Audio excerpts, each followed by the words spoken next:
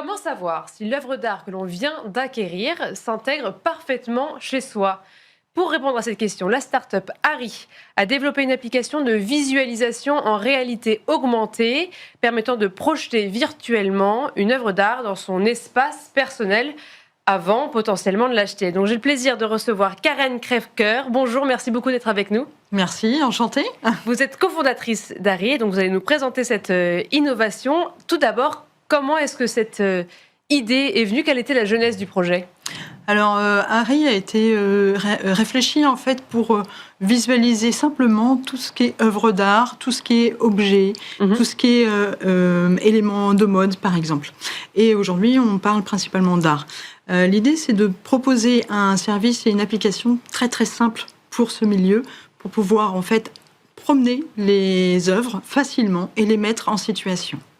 Oui, parce que c'est vrai que vous avez commencé avec d'autres départements que juste l'art. En fait, c'est toute la création qui peut avoir besoin de ça. Par exemple, pour la mode, Alors, pour la mode, c'est très simple. En fait, ça permet aux jeunes créateurs de ne pas démultiplier leur création physique, puisque bien sûr, tout ce qui est tissu, tout ce qui est matériaux, ça coûte très cher, et de pouvoir les présenter finalement très très simplement en réalité augmentée, et pouvoir déjà avoir une première approche avec leurs futurs clients ou pour la partie design, c'est la même chose. Et pour le monde de l'art, donc ce serait plutôt à destination de qui? Galeristes, artistes, quels sont les principaux usages qu'on pourrait penser? Les usages qu'on a déjà, ce sont des artistes et des galéristes, mais en fait, c'est assez simple. Un artiste fait, par exemple, une œuvre d'art, une peinture, il la place sur Harry en 3 clics et il peut l'envoyer à son client très facilement ou son prospect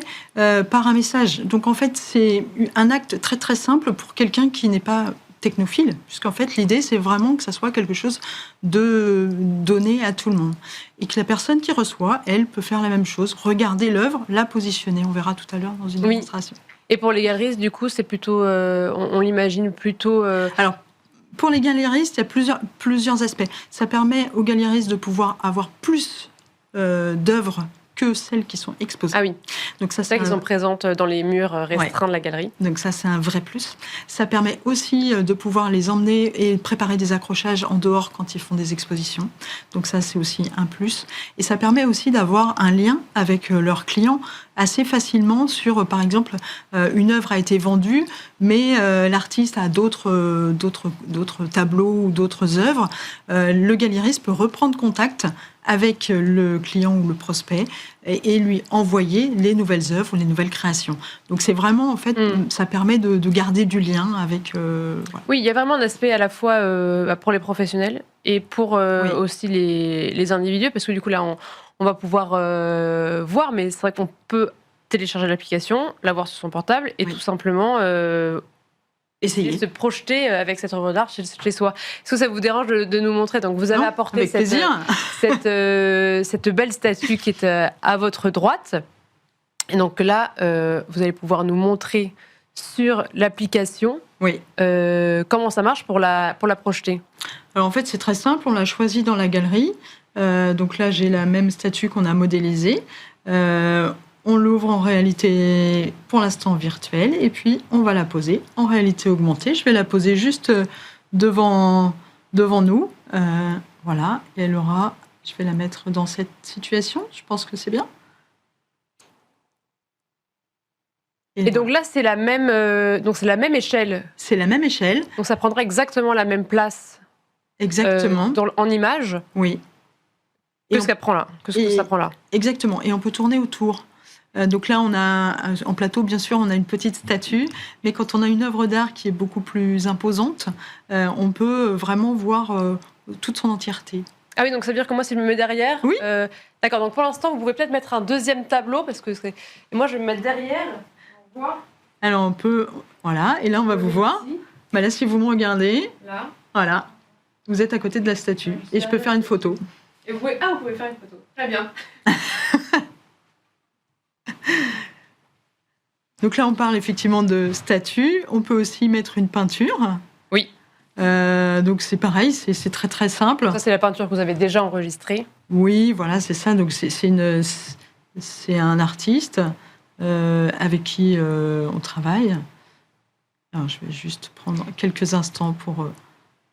Et pour la modélisation, en fait, ça se passe comment? Parce que donc vous avez...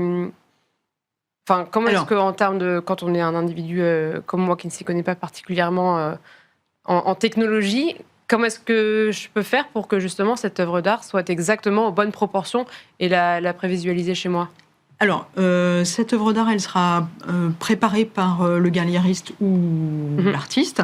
Alors, nous, en fait, c'est très simple. On a des solutions en fait pour modéliser très facilement une œuvre d'art à partir de plusieurs photos.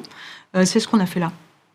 Donc, en fait, soit on accompagne l'artiste pour le faire, si c'est une œuvre d'art de type sculpture. Si c'est de type peinture, il peut le faire absolument tout seul. Il fait une photo. Il met juste les dimensions de son tableau et automatiquement, elle sera à la bonne dimension. Alors que pour la statue, voilà, il faut être un peu plus accompagné. La statue, on n'a pas un process complètement automatique. Ça reste encore un tout petit peu de l'accompagnement parce qu'on comprend aussi qu'une statue, c'est pas la même complexité à rendre en 3D. Donc voilà, mais finalement, une fois que le galériste est averti et un petit peu formé, il n'y a aucun souci, il est autonome. D'accord. Et ça lui prend, je pense, 5 bonnes minutes. Ok. Et donc là, vous avez pris un tableau. Oui, j'ai pris un tableau. Que vous avez projeté sur le studio de Miss Part. Exactement. Que je vais valider. Voilà, donc vous le validez, vous le fixez. Voilà. Et on a la statue juste à côté. Exactement. Et si vous vous mettez entre les deux, vous serez entre les deux. Alors, je ne sais pas si en régie, ils vont accepter que je me mette à côté. Alors là, si vous décalez un tout petit peu, je ne sais pas si c'est possible par rapport à la régie. Voilà, là, vous avez effectivement... Voilà. Ouais. Voilà. Et... Non, parce que ce qui est intéressant, c'est de, pour le coup, avoir plusieurs œuvres d'art, parce que pour bien se rendre compte si on a envie de savoir si ça va bien avec ce qu'on a chez nous. Exactement. C'est un réel intérêt, parce que là, on voit bien que les proportions sont bien sûr respectées. On peut en mettre plusieurs, on peut les changer à loisir, et on peut faire photo et vidéo. Ce qui fait qu'on peut projeter, partager aussi le futur environnement ou la future acquisition. Et vous avez développé aussi d'autres technologies au-delà donc, de cette application. C'est, vous me disiez, SMS, petites cartes, etc. Donc il y a plein de fonctions aussi annexes qui sont liées à la réalité augmentée, qui sont plutôt amusantes. Alors, amusantes et surtout intuitives et qui ont un réel intérêt pour les clients, parce que la poser... je garde ou... Non, c'est bon, je pense que... Poser une œuvre, c'est bien, mais pouvoir la transmettre, c'est encore mieux. Donc en fait, on a développé 3 solutions simples. Via juste un SMS, on peut envoyer à un prospect, à un client, à juste quelqu'un à qui on veut annoncer une exposition, l'œuvre d'art.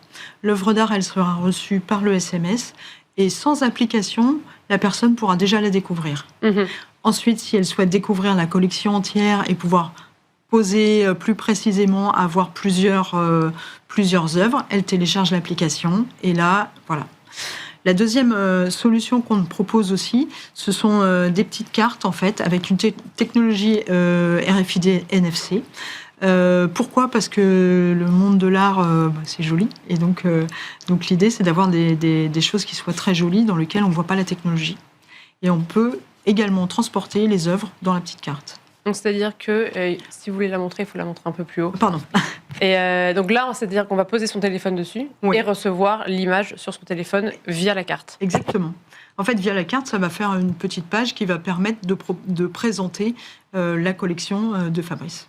Parfait, merci beaucoup Karen Crèvecoeur, merci d'avoir présenté votre solution Harry et merci à vous toutes et tous de nous avoir suivis.